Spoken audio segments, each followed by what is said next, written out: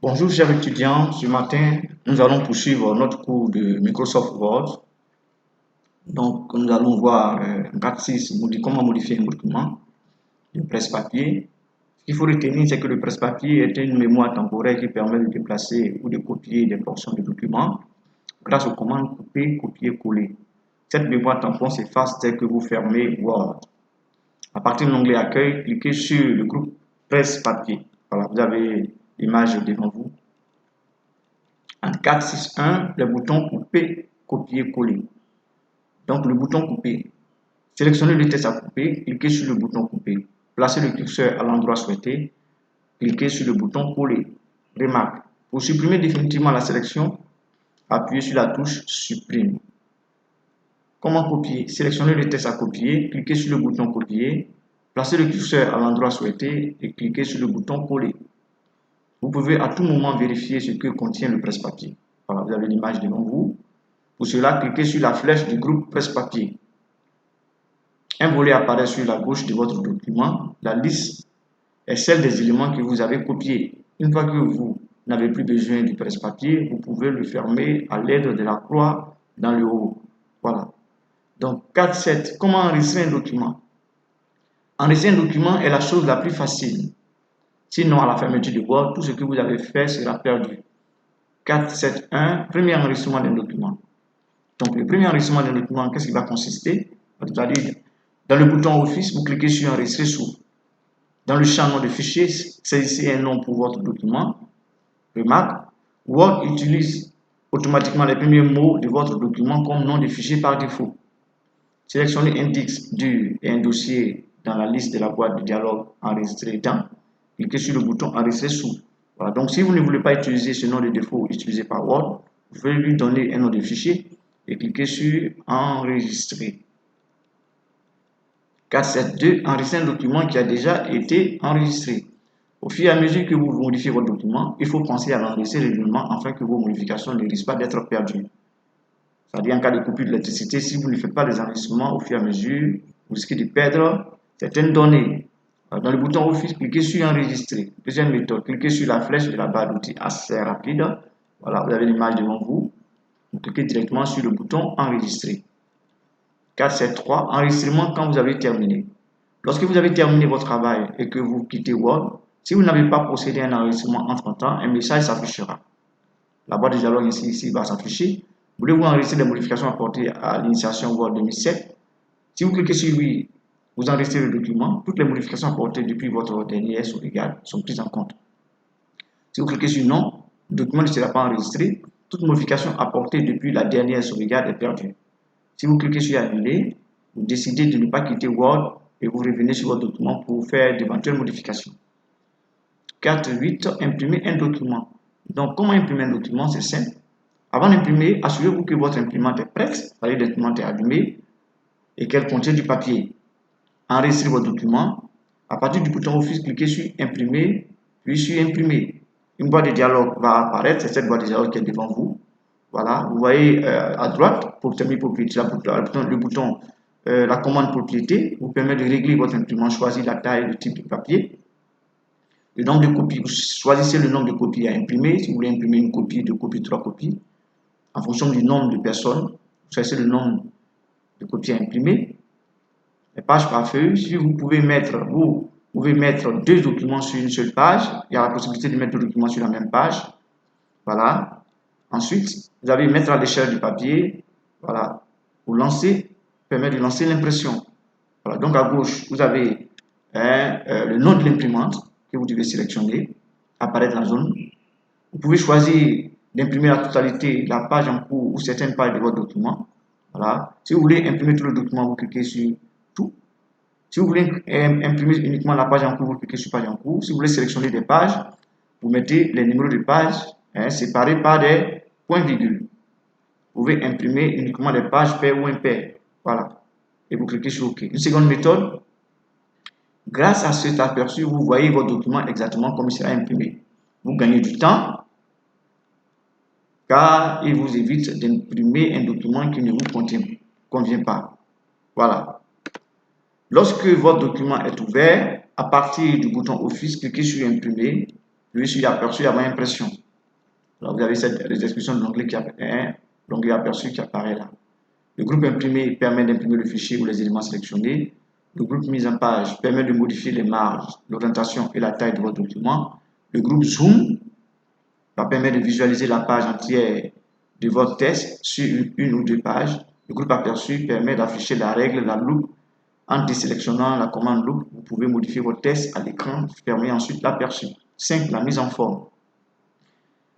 5.1. Mise en forme des caractères. Word regroupe les commandes de mise en forme standard dans le groupe police. Police, taille, gras, italique, souligné, etc. À partir de l'onglet recueil, cliquez sur le groupe police.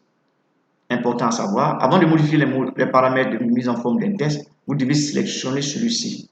Ça, c'est à retenir. Si vous n'avez pas fait de sélection, il sera difficile pour vous de faire des mises en forme. Comment changer la police et la taille? Cliquez sur les flèches pour afficher toutes les polices et les tailles disponibles. Faites défiler les listes et sélectionnez votre choix. C'est d'abord des dialogues ici, l'icône qui apparaît avec les icônes. Voilà. Lorsque vous voulez tout faire en même temps, modifier la police, la taille, la couleur, les majuscules, etc. Vous pouvez faire apparaître la boîte de dialogue police. Cliquez sur la flèche dans le coin du groupe police. Vous avez cette boîte de dialogue qui apparaît avec voilà, tout ce que vous pouvez faire comme modification de la taille, le style, le choix de la police, le choix de la couleur, le choix si vous voulez souligner, voilà, si vous voulez faire des changements que vous voulez apporter à votre document, tout apparaît dans l'aperçu. Voilà, tout changement apporté à votre document apparaît dans l'aperçu. Voilà. Donc, lorsque vous sélectionnez le test, vous pouvez afficher ou masquer une barre d'outils miniature, semi-transparente, très pratique, appelée mini barre d'outils.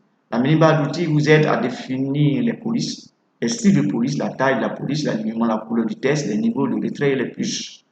Voilà, donc vous avez l'icône qui est là. La mini barre d'outils n'est pas personnalisable. C'est ça qui apparaît à l'écran. 5 de mise en forme des paragraphes. Les commandes essentielles de mise en forme des paragraphes se situent dans le groupe paragraphe de l'onglet accueil. Pour débuter, je vous conseille de faire apparaître des marques de paragraphes de vos documents. Cliquez dans le groupe paragraphe sur le bouton. Placez simplement votre curseur dans le paragraphe à mettre en forme. Par contre, si vous souhaitez modifier plusieurs paragraphes à la fois, vous devez les sélectionner. Comment justifier aligner des paragraphes? Voilà. L'alignement d'un paragraphe, la justification ne consiste pas à justifier la mise en forme d'un paragraphe. Il y a 4 possibilités. Aligner à gauche, aligner à droite, centrer et justifier. Vous avez les icônes qui se présentent à vous. Si vous voulez aligner à gauche, vous cliquez sur l'icône aligner à gauche. Si vous voulez centrer, vous cliquez sur l'icône centrer. Si vous voulez aligner à droite, vous cliquez sur l'icône aligner à droite. Si vous voulez justifier, cliquez sur l'icône justifier. Je vous conseille, pour tout document saisi, de justifier votre document. C'est le conseil que je vous donne pour retenir. Pour tout document saisi, vous devez justifier votre document.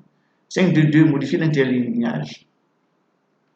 La modification de l'interlignage s'applique aux paragraphes en cours ou à tous les paragraphes à condition de les sélectionner. Vous avez l'icône qui apparaît. Cliquez sur le bouton pour faire apparaître la liste des espacements. Sélectionnez l'interligne que vous désirez. L'interligne qui est recommandée, c'est 1,5. L'interligne, c'est 1,5. Voilà. Entre les paragraphes ou les phrases. Définir un interlignage spécifique. 5.2.3. Pour définir un interlignage spécifique, vous devez utiliser la boîte de dialogue paragraphe en cliquant sur la flèche dans le coin du groupe paragraphe. Voilà. Donc, vous avez l'espacement, permet d'augmenter ou de diminuer l'espacement avant et après les paragraphes. Vous avez l'interligne, permet d'augmenter ou de diminuer l'espace entre chaque ligne du paragraphe. Vous avez l'aperçu qui permet de visualiser les changements que vous apportez à votre document. Et vous cliquez sur OK pour que tout cela soit pris en compte. L'espacement. Avant, augmente ou diminue l'espacement avant le paragraphe concerné. Après, augmente ou diminue l'espace après le paragraphe concerné. Pour cela, cliquez sur les flèches pour spécifier la distance souhaitée. L'interligne augmente ou diminue l'espace entre chaque ligne du paragraphe concerné. Pour cela, sélectionnez dans la liste déroulante la position souhaitée et ajustez l'espace à l'aide des flèches de la rubrique 2. Voilà, vous avez les icônes devant vous. L'interligne, soit c'est multiple, il y a plusieurs choix. 2. Voilà, vous sélectionnez l'interligne que vous considérez comment on appelle ça meilleur, mais moi je vous conseille l'interligne 1,5 et vous validez tout cela. 5.2.4, le retrait d'un paragraphe. Il n'est pas nécessaire d'appuyer sur la touche tabulation à chaque fois que vous désirez faire un retrait. Word le fait automatiquement. Mettre en retrait un paragraphe, c'est décaler le début de toutes les premières lignes en alignant le bord gauche sur une tabulation. Dans l'onglet Accueil, cliquez sur les commandes de retrait dans le groupe Paragraphe. Voilà, vous avez la commande. Le premier bouton met le paragraphe en retrait, la totalité d'un paragraphe vers la droite. Le deuxième bouton, le second bouton, met le paragraphe en retrait, la totalité d'un paragraphe vers la gauche. Chaque fois que vous augmentez le retrait d'un paragraphe, le bord gauche se décale de l'équivalent d'une valeur de tabulation. Ça, c'est ce qu'il faut retenir comme remarque. Pour mettre en retrait automatiquement la première ligne d'un paragraphe, ouvrez la boîte de dialogue paragraphe, sélectionnez positif dans la zone de première ligne, entrez la valeur de retrait désirée dans le champ 2. Cliquez sur OK. Vous avez la boîte de dialogue qui apparaît devant vous. Donc, vous voyez, pour l'appliquer, c'est plus simple. La première ligne du paragraphe dans lequel se trouve le curseur ou tous les paragraphes, si vous les avez sélectionnés, est automatiquement mis en retrait. Autre méthode. À partir de l'onglet mise en page, en vous servant de l'onglet mise en page, vous pouvez également créer un retrait négatif qui rapproche le paragraphe de la marge de gauche. Enfin, vous pouvez créer un retrait négatif de première ligne pour lequel la première ligne du paragraphe n'est pas en retrait, mais les lignes suivantes le sont. Voilà. 525 mettre en retrait automatiquement la première ligne d'un paragraphe. Cliquez devant la ligne que vous souhaitez mettre en retrait. Sur l'onglet mise en page, cliquez sur le lanceur de boîte de dialogue paragraphe, puis sur l'onglet retrait espacement. Vous avez la boîte de dialogue qui apparaît devant vous. Une boîte de dialogue s'affiche. Dans la liste de première ligne, sous retrait, cliquez sur première ligne. Puis, dans la zone 2, indiquez la quantité d'espace souhaité pour la mise en retrait de la première ligne. La première ligne du paragraphe est alors mise en retrait. Cependant, les paragraphes situés avant le paragraphe sélectionné doivent être mis en retrait manuellement selon la même procédure. 5, 2, 6, augmenter ou diminuer le retrait gauche pour l'ensemble d'un paragraphe. Sélectionnez le paragraphe que vous souhaitez modifier. Sous l'onglet mise en page dans le groupe paragraphe, cliquez sur les flèches situées en regard de retrait à gauche pour augmenter ou diminuer le retrait gauche du paragraphe. 5, 2, 7, augmenter ou diminuer le retrait droit pour l'ensemble d'un paragraphe. Sélectionnez le paragraphe que vous souhaitez modifier. Sous l'onglet mise en page dans le groupe paragraphe, cliquez sur les flèches situées en regard de retrait à droite pour augmenter ou diminuer le retrait droit du paragraphe. Modifiez l'espacement avant ou après le paragraphe 5, 2, 6, 8. Voilà, vous avez la méthode qui est décrite là. Voilà, vous suivez la méthode et il est facile de modifier l'espacement avant ou après le paragraphe. Nous allons passer à l'utilisation de la règle 5, 2, 9. Pour afficher la règle à partir de l'onglet affichage, c'est-à-dire si votre page d'accueil Word, la règle n'est pas affichée, que vous souhaitez l'afficher, c'est simple. Voilà, à partir de l'onglet affichage, cliquez sur règle dans le groupe affiché masqué. Voilà, automatiquement, votre règle va s'afficher. Indicateur de retrait paragraphe ou de ligne. L'indicateur de retrait première ligne, ce qui est encadré là en rouge, vous permet de décaler la première ligne du paragraphe vers la droite. Placez-vous dans le paragraphe concerné, positionnez la souris sur l'indicateur de retrait première ligne, maintenez le bouton gauche de la souris appuyé, faites glisser l'indicateur jusqu'à la position souhaitée, relâchez le bouton gauche de la souris. Indicateur de retrait deuxième ligne, celui du bas, que vous voyez là encadré en rouge, vous permet de décaler des lignes en dessous de la première vers la droite. Placez-vous dans le paragraphe concerné, positionnez la souris sur l'indicateur de retrait première ligne, triangle du bas, maintenez le bouton gauche de la souris appuyé, faites glisser l'indicateur jusqu'à la position souhaitée, relâchez le bouton gauche de la souris. Et enfin, indicateur de paragraphe. Vous voyez, les deux triangles sont sur la même verticale. Vous permet de décaler vers la droite l'ensemble des lignes d'un paragraphe. Placez-vous dans le paragraphe concerné, positionnez la souris sur l'indicateur du paragraphe, rectangle en dessous des indicateurs de retrait, maintenez le bouton gauche de la souris appuyé, faites glisser l'indicateur jusqu'à la position souhaitée, relâchez le bouton gauche de la souris. Indicateur de retrait de droite vous permet de décaler vers la gauche l'ensemble des lignes d'un paragraphe. Voilà, toutes les étapes sont décrites là. Les tabulations. Nous allons terminer par les tabulations. 5, 3. Les calculs de tabulation sont matérialisés par les petits traits verticaux entre les chiffres de la règle. Ils nous permettent de procéder à des alignements. Première méthode en l'utilisation de la règle. Pour afficher la règle à partir de l'onglet affichage, cliquez sur règle dans le groupe affiché masqué. On l'a vu plus haut. Sélectionnez le paragraphe dans lequel vous voulez définir les calculs de la tabulation. Cliquez sur à l'extrémité gauche de la règle horizontale pour sélectionner le type de tabulation souhaité. Vous avez le choix entre les tabulations suivantes. Voilà. Tabulation gauche, tabulation centrée, tabulation droite, tabulation décimale. Donc, à chaque tabulation effectuée, voilà, si c'est tabulation gauche, cela indique le début du test qui défilera vers la droite au moment de la frappe. Si vous cliquez sur tabulation centrée, cela indique le milieu du test. Le test sera centré à cet endroit au moment de la frappe. Si vous cliquez sur tabulation droite, cela indique l'extrémité droite du test qui défilera vers la gauche au moment de la frappe. Si vous cliquez sur tabulation décimale, cela aligne les nombres autour d'une virgule décimale.